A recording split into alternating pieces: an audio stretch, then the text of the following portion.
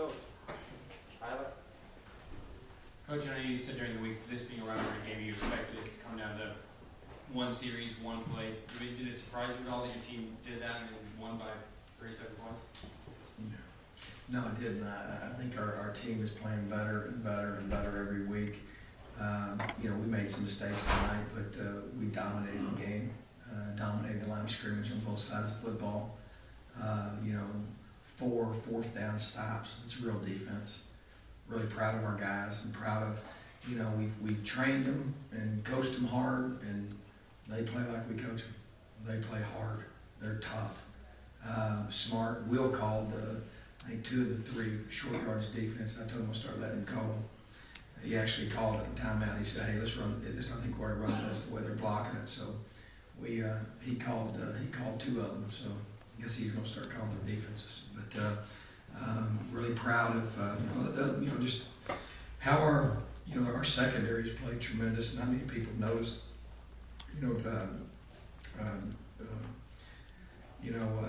The play of our secondary with Darby, with Iribor. Maris Randall's play was phenomenal tonight.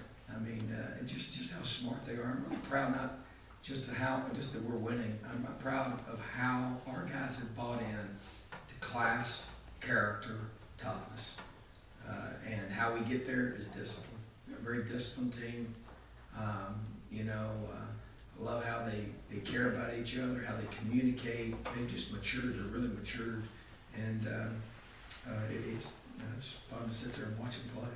They're a special group. They've matured faster than any group I've ever had, and it's really happened since the Washington game. I think it's really, no, I wasn't surprised. That was a very good football team we beat real handily. That running back, special running back we played this year. It's just like DeMaurice Nelson, what he's done. Guys stepping in there, running back, scored 2 touchdowns, and I mean, it's physical, it's hard to bring down. DJ, obviously, that wasn't any surprise. He's a big time back. So really proud of that. Proud of our special teams. Alex Carruth has been an unbelievable weapon. Has been tremendous. Kickoff cover, punt, he flipped the field tonight. I thought we won special teams. That was one of the things that we really emphasized, and that game meant a lot to us tonight. I know it's the most important game to our fans, but it's not the one that we're after. The one we're after is next week. And I'm awful proud of these kids, proud of this coaching staff to put ourselves in position.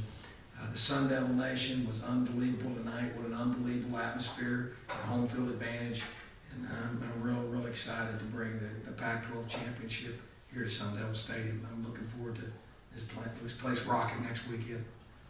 Doug? I had someone mention before the game that you would not have Marion and that you'd still put up 57 points. Would you have been surprised?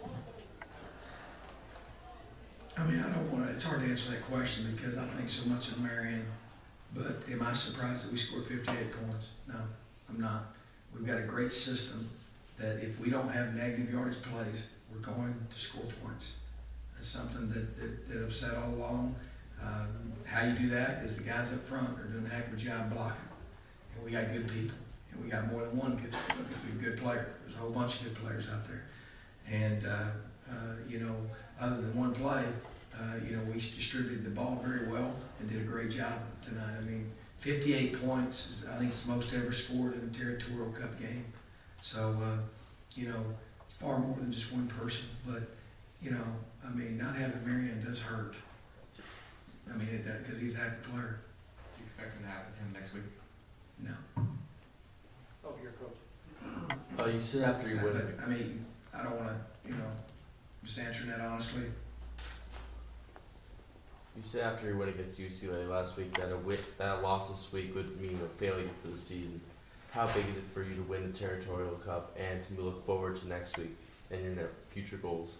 Well, one of the things when I first got here and started getting out and talking to fans, and talking to Frank Cush and talking to former players, they let me know in a hurry how important it was. And, one of the things, I'm a fan of college football, and as you see, you walk down the halls here, we proudly display our heritage And that's something I think is sacred to me as a coach and as a former player.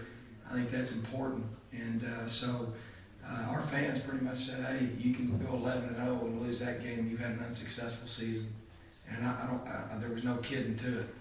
And so that's something that we've made a priority. That this game is the #1 priority each year. And it's so we've taken care of business for 2 years straight, and that's something that this is the fans' football team. I'm their coach, so I should represent what they're about. So that's why it's so important to us to win this game. Also for these seniors, I can tell you that this is the closest that I've been to a group of seniors, and I've been pretty close to my players. It's been I've worked very closely with them, and I'm just really proud of them. Proud of the young men that they are. Proud of the class and character from which they play. And that was the other thing with our fans. They wanted a team that played with great discipline. They wanted a team that that won with class and did things the right way. I'm proud of how our guys. You don't see the things that you've seen. I looked around on TV today, you see guys out, doing things that are unsportsmanlike and stuff like that. And this is a great game, and we should respect it. And I'm proud of how our guys represent our university and our fans. And I think our fans are the most proud of that. Edmund and then Paul. Coach, you touched on the seniors. Tonight was senior night, but you kind of talk about the way the underclassmen played, Duarte, Demarius, even Salamo Fisto, just to take control of this game. Yeah, I think it was a total team effort. It's hard to sit in here and dominate like that and talk about one group or another.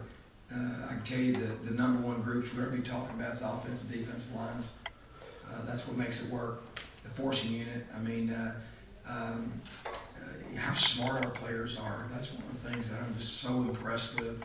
They made some really good adjustments in the game, and our players are making adjustments.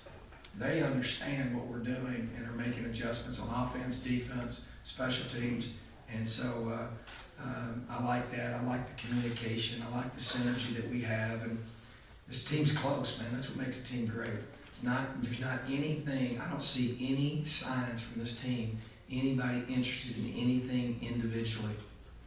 And that's something I couldn't tell you a year ago. And so this is what makes this team special, man, is that they really care about each other. Tom, are you able to provide any more information on Marion's injury? Yeah, I just think it'd be very difficult for him it's probably a 3-week deal. So it probably, it'd probably be doubtful for him to I think I'm safe in saying that. And, our deal is we want to go win this thing and he'll be ready for the next one. And second question, what did you see early on with DJ that really wanted him to be part of this? Oh, part of our team? Yeah. Oh, man, well, he was the best player that I'd seen on the field when I first got here. So, I'm really proud of him because, I remember I could barely, when I first got here, just trying to have a conversation with him. And at the end of the day, I think DJ Foster came here because as a young boy, I think he grew up wanting to be a Sun Devil. And at the end of the day, he blindly trusted us. And I think he'd tell you that's a pretty good decision that he made.